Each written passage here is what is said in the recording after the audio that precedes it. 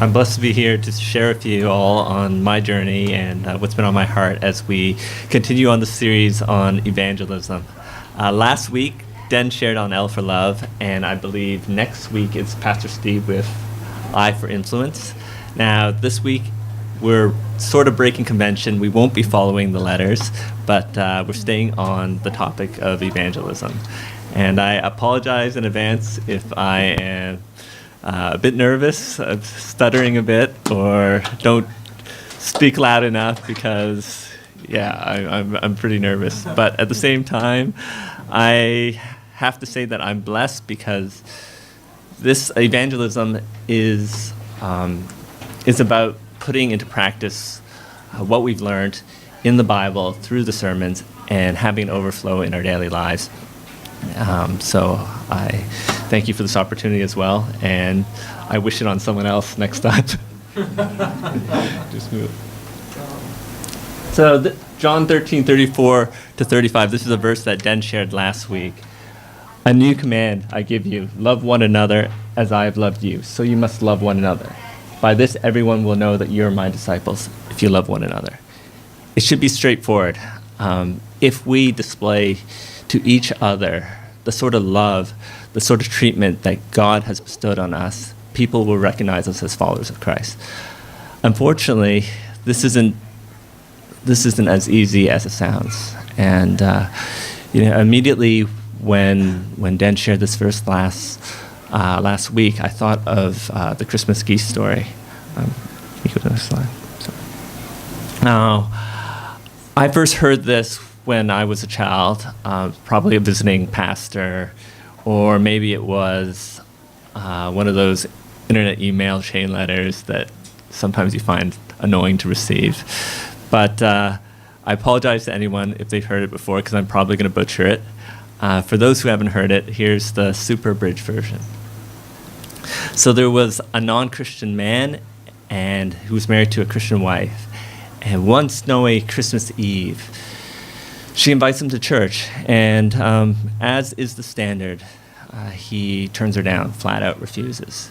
He says, I can't believe in this. This is ridiculous. Why would a God who's so powerful and almighty come down in the form of a man? And he said, this is utterly ridiculous. I'm not going. And so the wife, as is the case every year, she goes to church alone, probably bringing the kids along as well.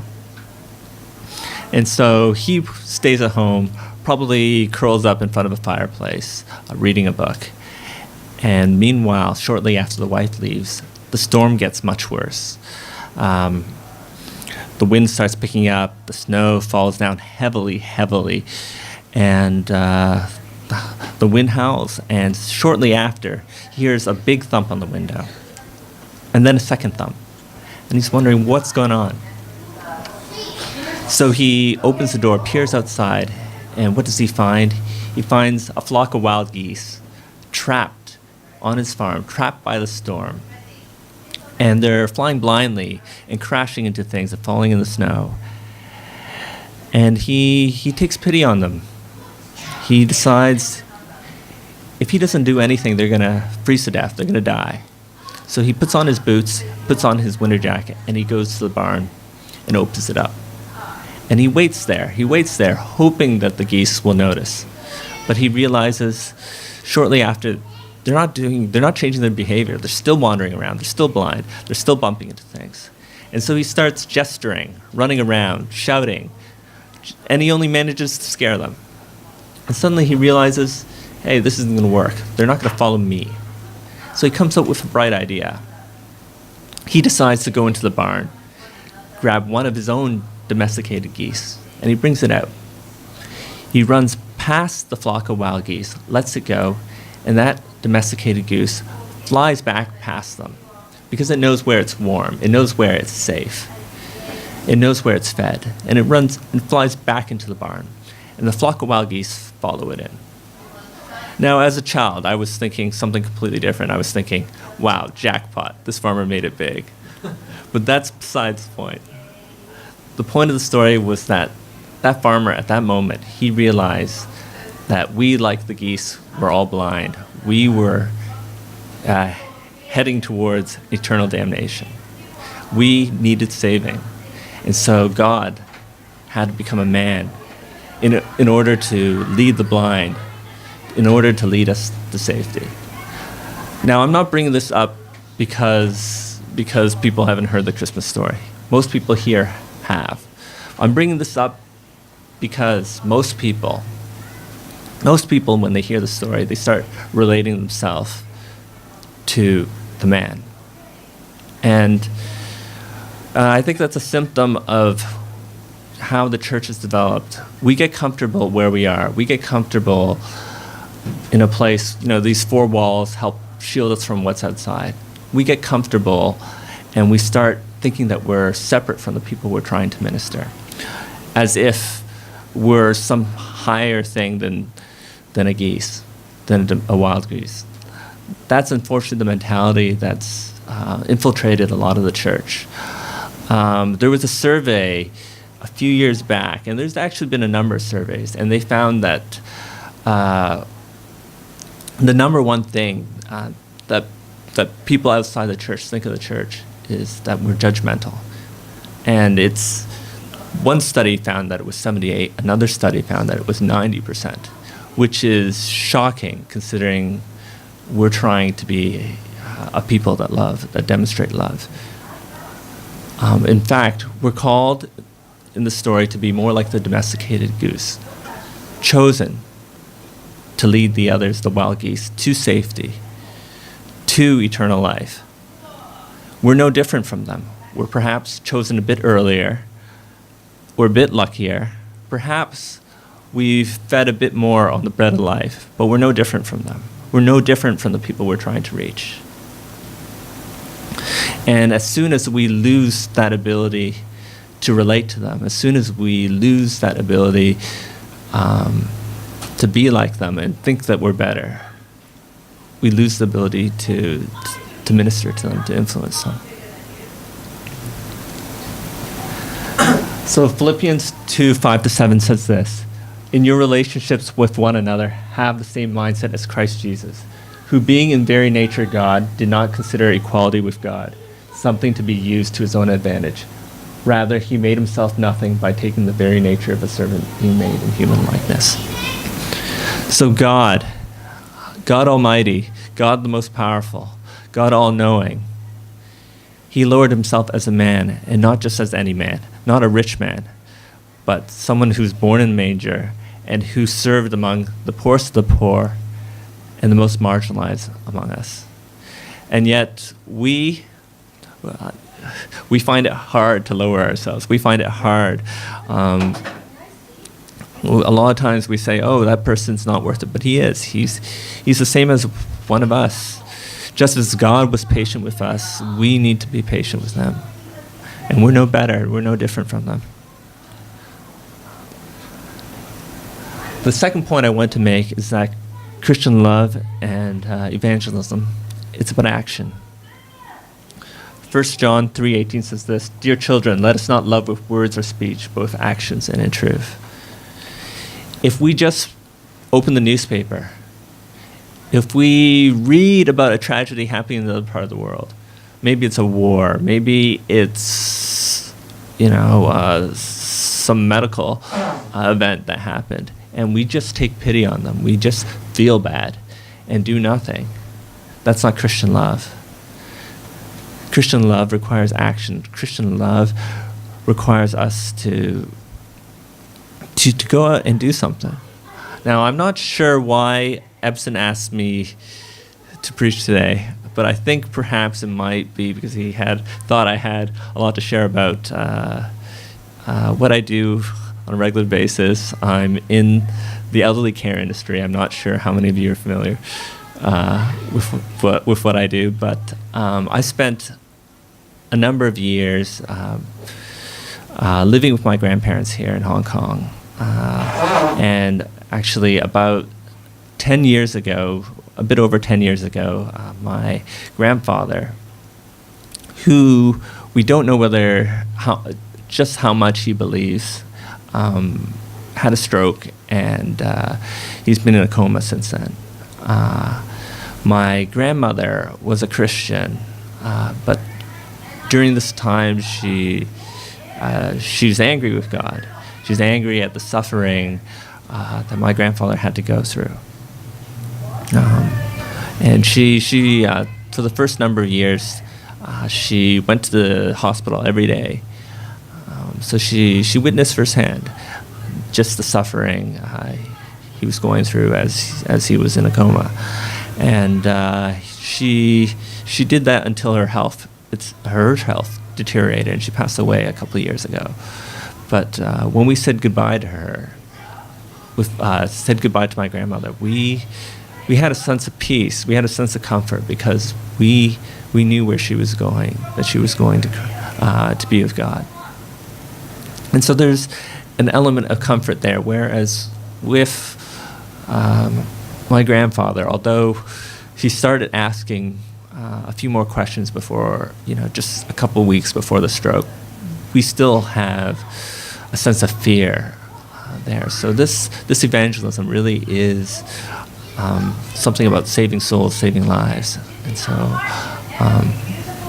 I really want you to feel that and understand that. When people ask me about elderly care, again, they're surprised when they hear me say that I don't actually think it's my calling. I mean, I feel that God is calling me to something else. Like, I've always felt since I was a kid that I would be involved in something like food security or affordable nutrition. And I'm not saying that God hasn't put me in elderly care for a reason. I think what it is more a training ground for what He's calling me to do. Because I mean, I'm guilty of it too. For so many years, I've given the excuse, I don't think this is my calling to not do anything. Too often, God is moving all around us, and we just make up excuses. And there's years and years of my life where I've just been stagnant. But I think throughout this process, God is looking to train us. God is looking to equip us. If we believe that we're inadequate, then how are we ever going to get better? And I want to emphasize that God's heard every excuse. Moses, he said he wasn't eloquent. He said the people wouldn't believe him, and God gave him miracles to perform. Jeremiah said that I'm too young, but God worked through him, and he's in here, so quite dramatic difference. And this brings me to the next slide. I want to bring up the parable of the talents, and I'm going to read it. Matthew 25, verse 14. Again, it will be like a man going on a journey who called his servants and entrusted his property to them. To one he gave 5 talents of money, to another 2 talents, and to another 1 talent, each according to his ability. Then he went on his journey. The man who had received the 5 talents went at once and put his money to work and gained 5 more. So also the one with the 2 talents gained 2 more. But the man who had received the 1 talent went off, dug a hole in the ground, and hid his master's money. After a long time, the master of those servants returned and settled accounts with them. The man who had received the 5 talents brought the other 5. Master, he said, you entrusted me with 5 talents. See, I have gained 5 more. His master replied, well done, good and faithful servant. You have been faithful with a few things. I will put you in charge of many things. Come and share your master's happiness. The man with the 2 talents also came. Master, he said, you entrusted me with 2 talents. See, I have gained 2 more. His master replied, well done, good and faithful servant. You have been faithful with a few things. I will put you in charge of many things. Come and share your master's happiness. Then the man who had received the 1 talent came. Master, he said, I knew that you are a hard man, harvesting where you have not sown, and gathering where you have not scattered seed. So I was afraid and went out and hid your talent in the ground. See, here is what belongs to you." His master replied, "You wicked, lazy servant, so you knew that I harvest where I have not sown and gather where I have not scattered seed. Well then, you should have put my money on deposit with the bankers, so that when I returned, I would have received it back with interest. Take the talent from him and give it to the one who has the 10 talents. For everyone who has will be given more, and he will have an abundance. Whoever does not have, even what he has will be taken from him. And throw that worthless servant outside into the darkness, where there will be weeping and gnashing of teeth." Not to mention that the consequences of not using our talents is quite horrendous. God has called us, God has promised that if we use his resources and the talents that he's given, the skills he's given us, if we're faithful in using it, he'll grow them. And that's how we move towards his calling and move towards what he's envisioned for us. By practicing, by putting all the skills and everything that he's given us into practice to minister to his people. So I want to go back to the point when I was starting off. How has God loved us? Again, if you look at John 3:16, "For God so loved the world that he gave us his only son." He's given us his very, very best. And if we're going to mimic that, we need to practice giving each other our first fruits. It's not, when we give to God and we give to those less fortunate, he counts it as grace. And one of the key things here is to ensure that, you're not expecting something in return. I mean, let's say, you get something great, or you get a new phone. Would anybody give their new phone away? They'd probably give their old phone away. But I mean, we should in a lot of ways practice giving our first fruits. And it's freeing. It separates you from a lot of the things of this world that are bogging us down, whether it's greed, other things, and it's just a complete feeling that will transform how you live. And we're called to do this, to give our first fruits. Next verse. Some people don't like the message, but I thought in this case I was looking through various verses and the message was the clearest. Luke 6:34 to 36. Here's a simple rule of thumb for behavior. Ask yourself what you want people to do for you. Then grab the initiative and do it for them. If you only love the lovable, do you expect a pat on the back? Run-of-the-mill sinners do that. If you only help those who help you, do you expect a medal? Garden variety sinners do that. If you only give for what you hope to get out of it, do you think that's charity? The stingiest of pawnbrokers does that. I tell you, love your enemies, help and give without expecting a return. You'll never, I promise, regret it. Live out this God-centered identity the way our Father lives towards us, generously and graciously, even when we're at our worst. Our Father is kind. You be kind.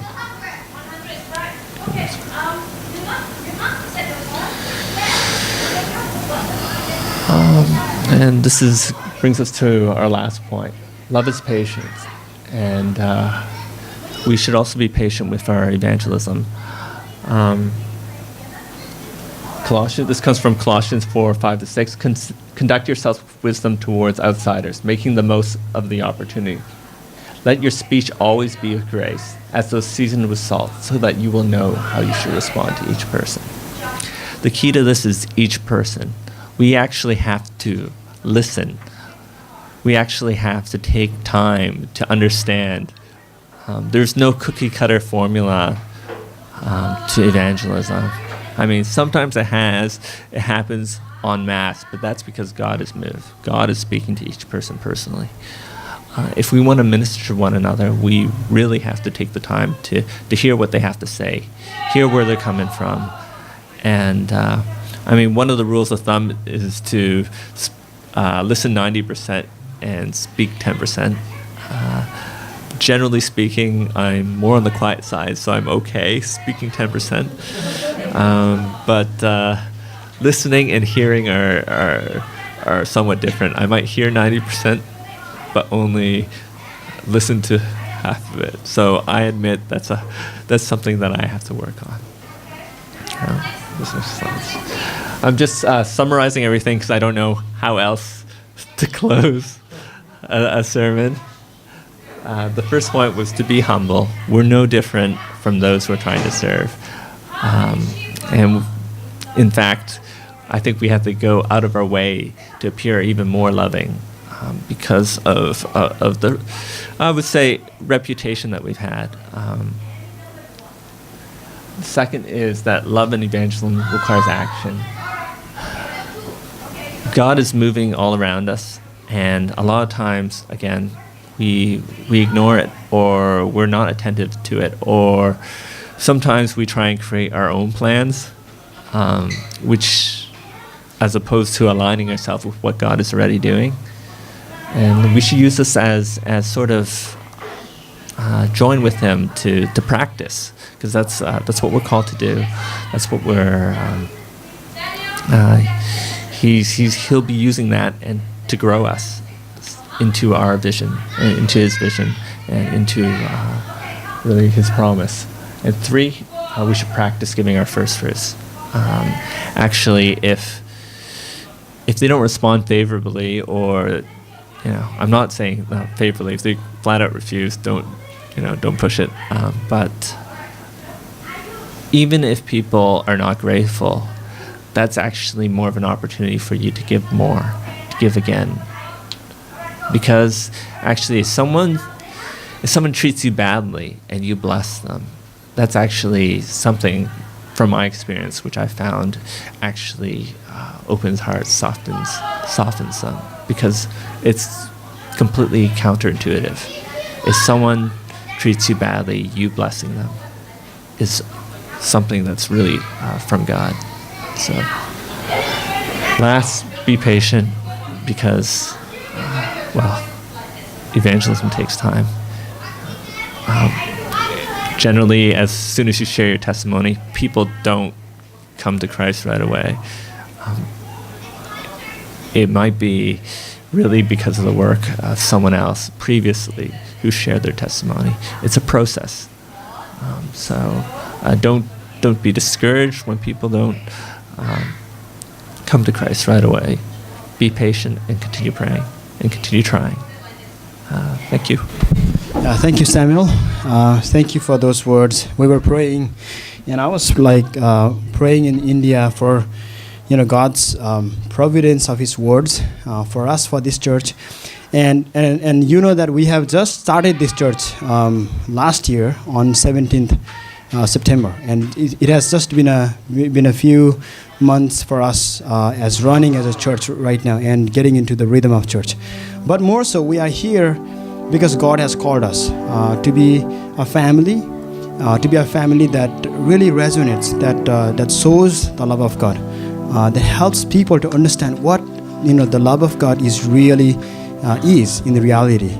And as we were researching, previous days, as at the beginning, we were asking people on the street. We were asking people, those who are working already here in different organizations, and we went to them and we asked them, so what is the need of this place apart from the material needs? And a lot of people, the managers, the leaders, CEOs, we sat with them and they said, we have, Hong Kong government has been doing a lot for minorities and lot for people here, and there has been a lot of struggles going on right now, politically and socially and spiritually. But mostly people are asking these questions deep inside in their hearts, that they are looking for a family. They're looking for their hearts to be ministered genuinely. They're looking for friends, those who would really stand for them in times of trial and in troubles.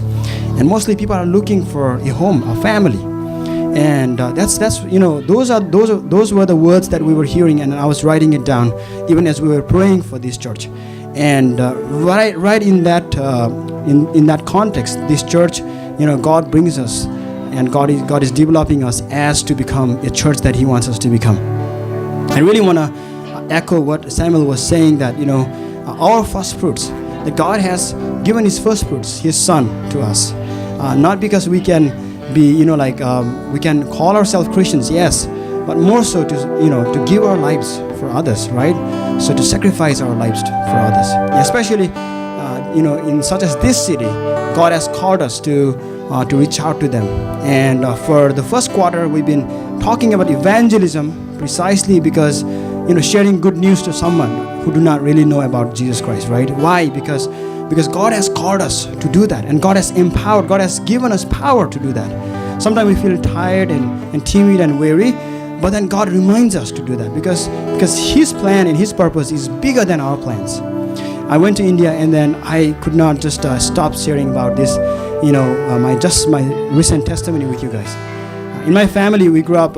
We have three brothers. I have three elder brothers above me, and one of my brother, he has been struggling for a long time with alcohol addiction, but I've been ministering with him. I've been walking with him since a long time. When we were like little kid, and I know him personally very much, and he is a very nice guy. But what happens, when you are addicted to something, and that guy has always been looked at and judged by others, and he always feels just good for nothing. And during this time, I had a huge privilege to minister to him again, but I was really frustrated because then the way I saw him, I would see him all the time the way it was, and nothing has been changed. But then something was different during this time, during this visit, that God was reminding the power of resurrection of Christ. And even in the midst of nothing happening, I was encouraging him, talking about God, and I was asking him to go to the rehabilitation center where they can get cure from their addictions. But he was not willing to go. Not even a second. He wanted to listen to me, and he was saying it's all rubbish. You just go away from me. Don't talk about these things. This is good for you, not for me. And I was quite frustrated that he has a wife and a little kid. I was so frustrated, and I was asking God in the middle of the night, what is this, God? Where is your power that can work in our lives? Where is that power? I cannot do anything. I'm helpless. And all the people are helpless too. But God reminded me about the power of resurrections and the word that Jesus speaks to us. And He says in the Bible that nothing is impossible with God. Something that is what is impossible to men, that is those things are not impossible to God. Impossible. In fact, Darren, the worshiper, Darren Jackias, she talks about it, in this way, that impossible things or impossible dreams belongs to God. Things that we can fulfill, that's we can do, right, on our own. But then things that we cannot do, those things belongs to God, and those things are and can be done by God. So, and then I was reminded about the power of resurrection. And last time, and I wanted to visit him, and I wanted to challenge him again, but nothing happened. At the end of the day, when I was just returning back, hopeless about anything, I didn't want to talk about anything.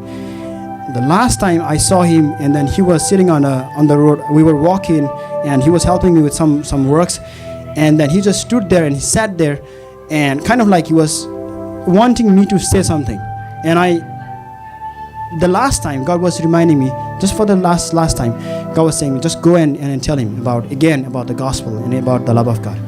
I told him again, why we're asking you to go to rehabilitation center? Because God loves you and He wants to help you.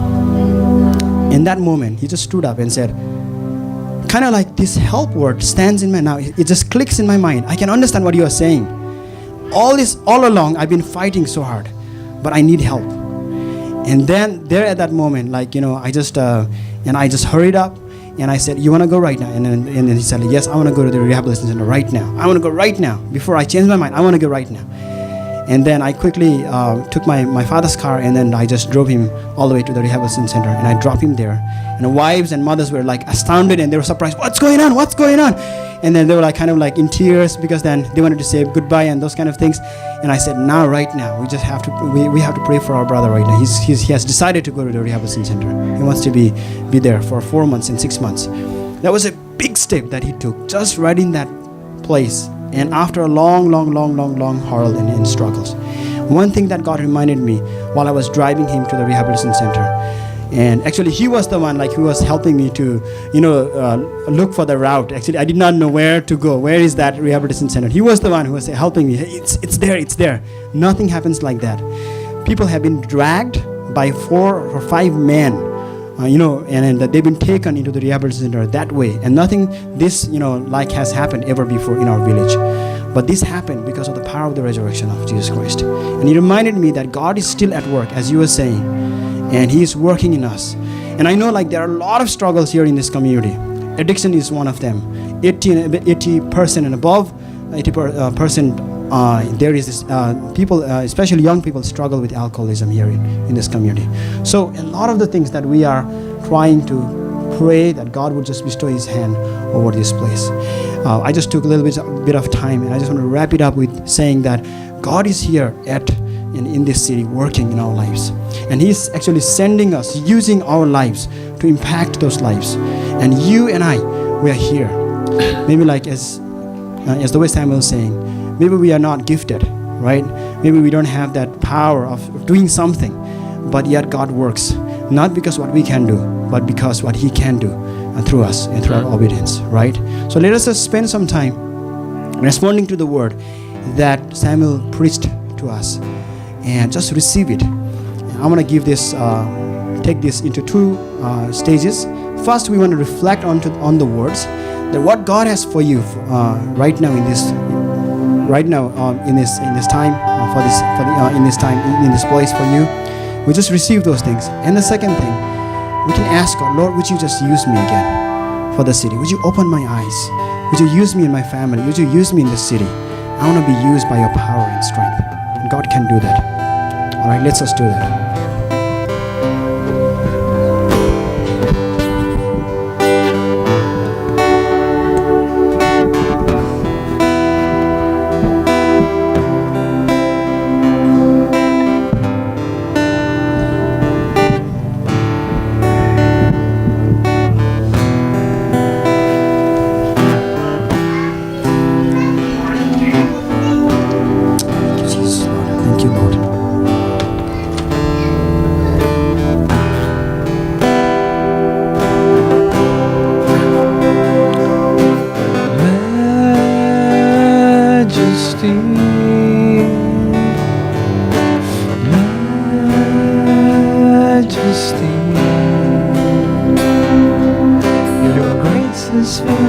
Just as I am, empty-handed but alive in your hands.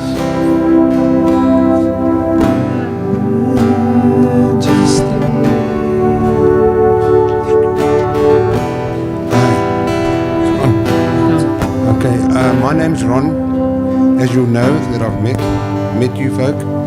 I'm from Queenstown in South. I was born in Queenstown. I now live in PE with my wife. We've been married for 48 years. It's going to be 49. Sorry.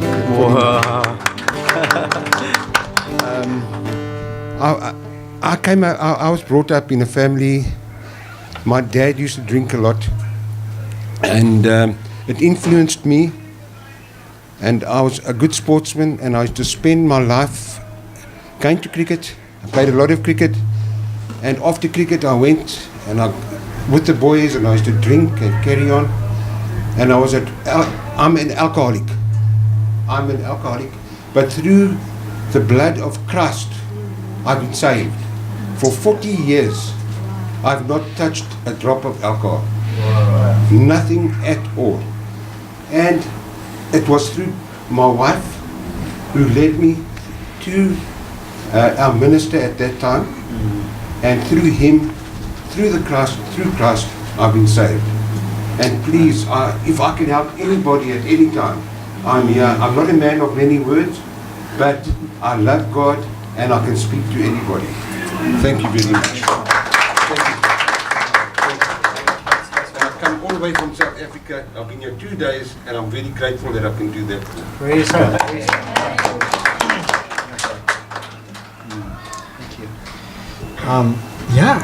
Do you have if you have any testimonies that you want to speak out right now, that we can affirm what God is doing in this place. God is a God who does miracle in our lives. It doesn't have to be alcohol or anything like that, but something that God has been doing in our lives. You can just share right now if you want to. A few words.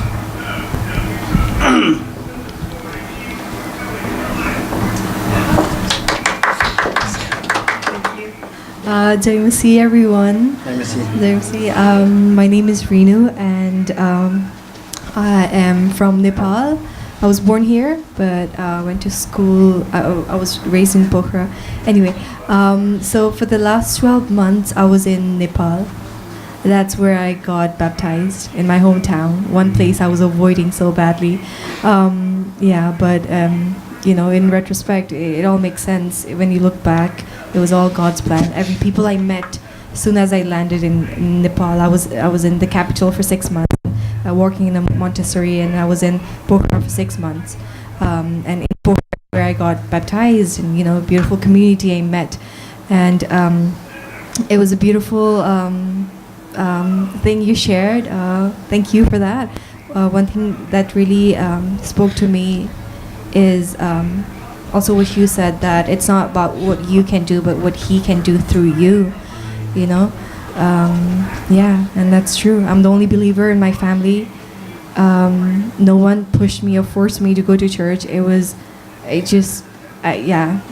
a weird story, but I'm slowly learning the value or the meaning of Him calling me first. He could have called anyone in my family, but He called me first. And all the people I've met and I'm still meeting along the way. I'm here for a week only before I move to England. That's where I want to study Montessori and everything. It has the encounters like this has become so easy, and what it reminds me at the same time is the plans that He has for me in the future.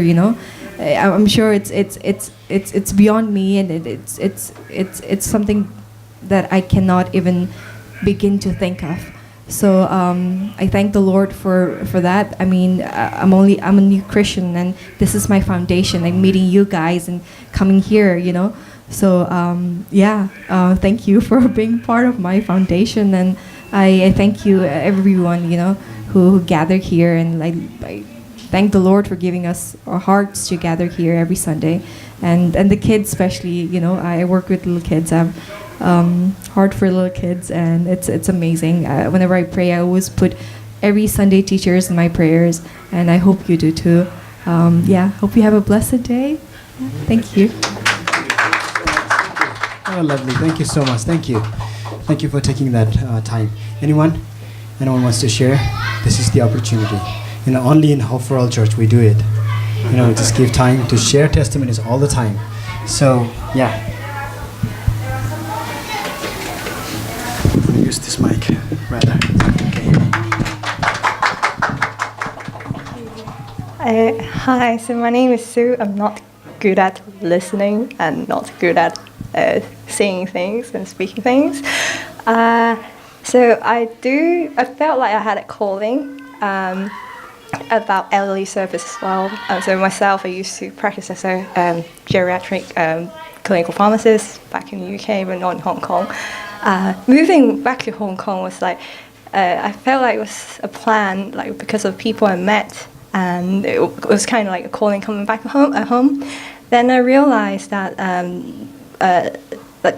it was all God's plan, and then somehow I have my own company at the moment, and doing some social impact. It's like starting an engine, and you only need those little sparks, and the car will just drive and just go. And I felt like I'm like a storyteller, and bring ideas. Well, actually, things I've learned from other places. Okay, I'm not good at speaking. Anyway, that's a problem. And I have to pitch for the government's funding because it's a social innovation project. And this is my greatest fear. I have a stage panic and I can't speak. But every time I pray and say, okay, God, this is all work. I have no talent in saying things in front of public. But after I pray, okay, everything just goes smoothly on the stage. So every time I doubt myself, something happened. It's like I felt like I was losing faith, and some people just came along and said, "No, hey, I'm trying to help. And I felt, yeah, it's not my job. It's like, it's like a homework from God and practicing my faith. And I felt so guilty about it every time I try to give up. And so, yeah, I'm still learning. Yeah. And thank you. Thank you for that. Thank you. So what a word just to receive that I'm still learning, right? I'm still learning, that the humility that comes up there. And we are all in the process. We are processing our salvation. We are processing in that journey. And that's why we have written in our website that gospel is fundamental for us, and we are all broken in some stage, but Christ brings us together. So we start from that foundation which Christ has actually built and laid for us. This time I would like to, just you guys to move on. Now we have heard a little bit of testimonies, and we've heard the message. Why don't we just let's move from our comfortable zone, from our comfortable seats, to someone that you do not know before, and just try spending some time just praying for that person. If that person has some prayer requests, and you can ask, perhaps you can ask those things, and let's just spend some time praying for your friends. So maybe God speaks to you something and gives you some words. You can speak those words to that person as well. Okay, can we just do that and find a person whom you do not really know, or maybe you know. So let's let's spend some time praying for that person right now as we sing some songs. All right. So let's just do that.